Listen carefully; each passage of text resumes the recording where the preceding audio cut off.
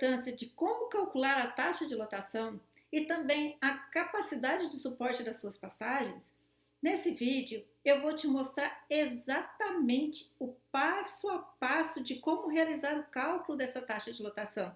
E eu quero te mostrar ainda por que é tão importante observar a capacidade de suporte das suas passagens. Vem comigo! Oi, gente! Sou Dinair, sejam bem-vindos de volta ao nosso canal AD Pecuária Forte. Se você quer receber informações relevantes para a sua empresa pecuária, ative o sininho e se inscreva no nosso canal. Então vamos lá! Como calcular a taxa de lotação? Primeiro ponto para a gente saber é que uma UA, que é unidade de animal, e a gente fala UA barra hectare. Primeiro ponto principal é saber que uma unidade animal corresponde a 450 quilos. Então vamos ter situações que a gente tem que adequar o peso do nosso rebanho a essa unidade animal. Todo gado nosso que está empastado não tem esse peso de 450 quilos. Então, nós temos que fazer uma adaptação para poder calcular de fato a taxa de lotação. Essa UA representa 450 quilos de peso vivo por animal. Então, vamos lá. Como que faz esse cálculo? Vou explicar para vocês através de um exemplo. Se tivermos 50 animais pesando 550 quilos em uma área de 20 hectares, qual que vai ser essa taxa de lotação? Pensando com esse raciocínio, com esse cálculo.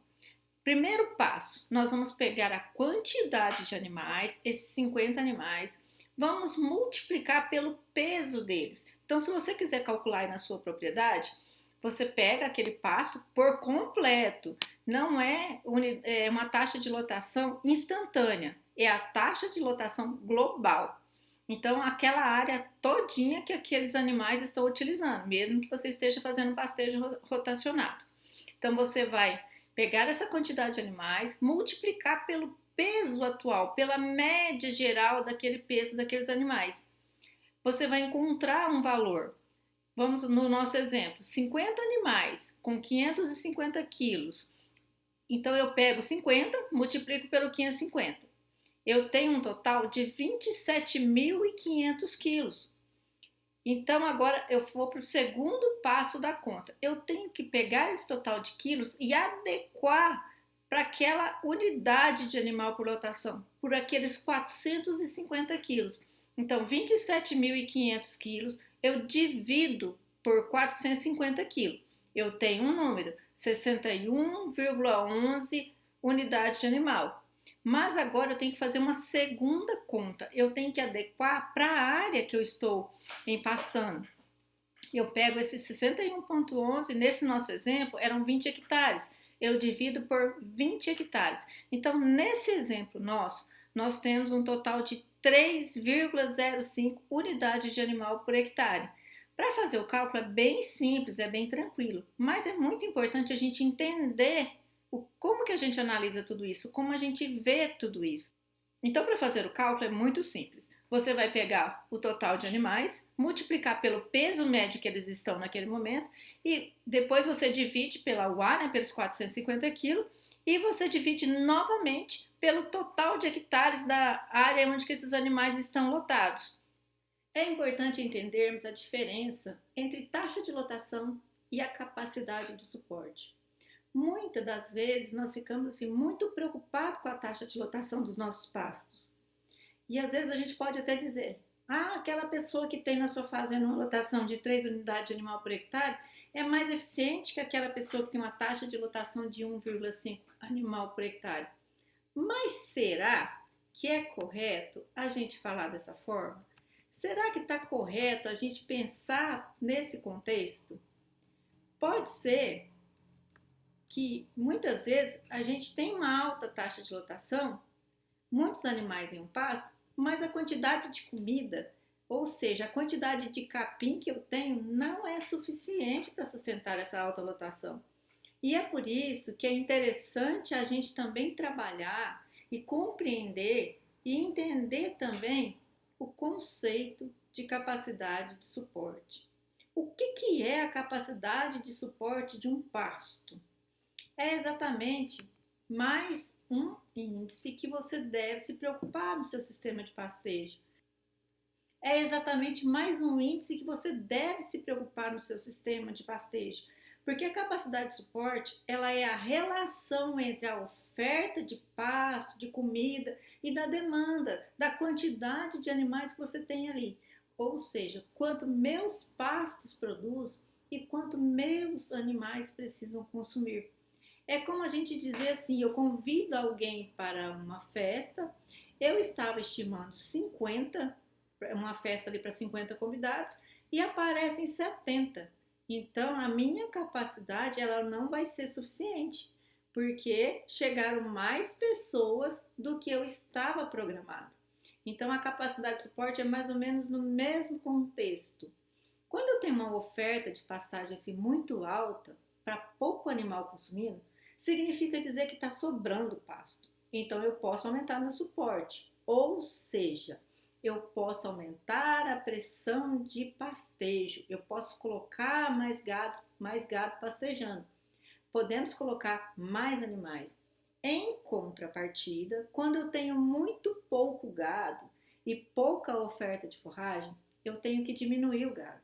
Ou arrumar um jeito de aumentar essa oferta de forragem, para que eu possa, então, ajustar essa capacidade de suporte.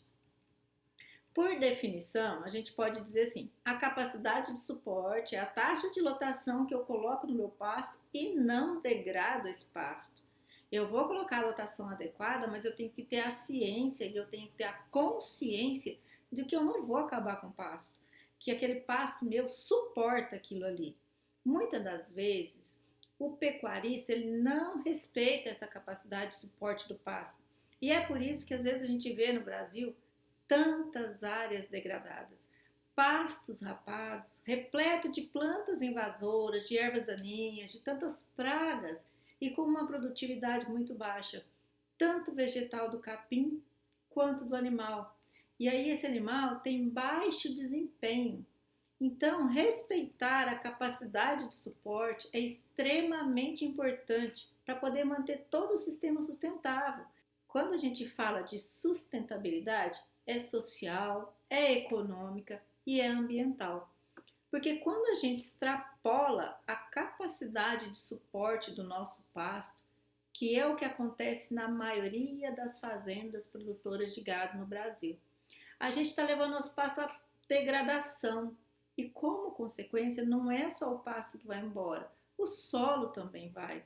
Portanto, é muito importante que a gente utilize estratégias ao longo do ano, para que a gente consiga perceber a necessidade de mudança dessa taxa de lotação.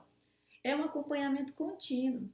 Por exemplo, todo mundo sabe que durante o período das águas, os nossos pastos suportam um número muito maior de animais.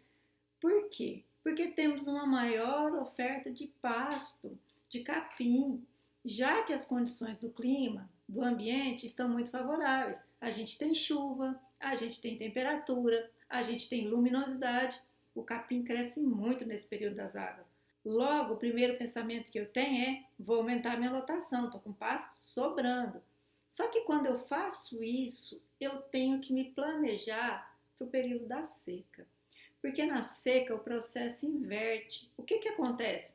A lotação é alta e eu vou ter como consequência um pasto muito mais rapado, vai faltar comida, vai faltar capim, porque a minha disponibilidade de pastagem já vai ficar baixa. Eu não tenho o mesmo processo de rebrota. Daí a necessidade de saber a oferta que eu preciso para sustentar esses animais.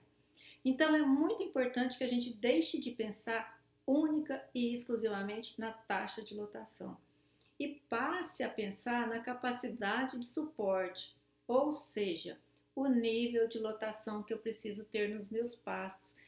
Esse nível de lotação, ele que vai alterar ao longo do ano a ponto de não degradar esse pasto, então eu tenho que cuidar disso com muita atenção. Então precisamos trabalhar com estratégias para a seca, para que a gente consiga ter uma boa lotação, utilizando forragens conservadas, utilizando pastejo que às vezes é diferido, A gente mexe às vezes até na suplementação, para que a gente consiga então diminuir a necessidade de uso de pasto quando a gente tiver no período de escassez. Precisamos cuidar o tempo todo e nos planejar. Planejamento é a palavra. Então, a taxa de lotação sozinha não me diz muita coisa. A preocupação do pecuarista deve ser em respeitar a capacidade de suporte do seu pasto. Se fez sentido para você, se foi importante esse conteúdo, comente aqui. Se você tem alguma dúvida sobre o que tem falado, deixe nos comentários, terei maior prazer em te responder. Deixe o seu comentário, deixe o seu like, se inscreva no canal e até o próximo vídeo. Tchau!